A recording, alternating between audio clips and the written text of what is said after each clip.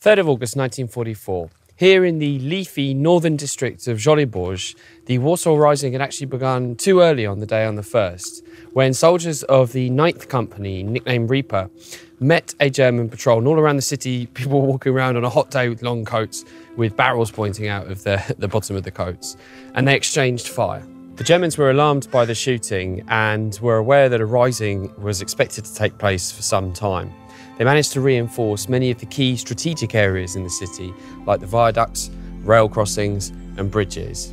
Despite this, the Poles were able to take over almost all of the Żoliborz district without hardly a shot being fired. Then, some of the units that were stationed here were ordered, because Żoliborz is in the north of the city, to the Campinos forest.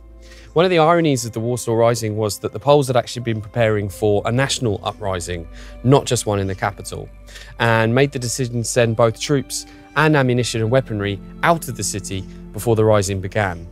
This is just one of the many controversial decisions which later on the Poles would pay a heavy price for, and which make the Warsaw Uprising still a hotly debated subject to this day.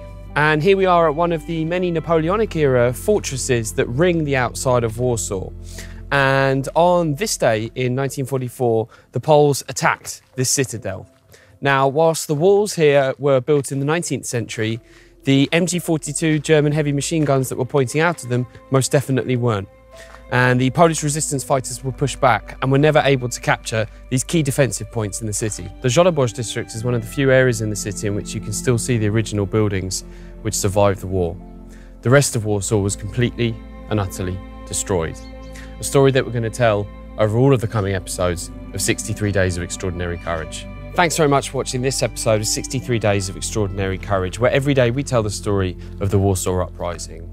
Please share this film, comment underneath, and don't forget to tune in for tomorrow's episode at 5 PM Warsaw time, 11 AM Eastern Standard Time, searching for the hashtag 63 Days.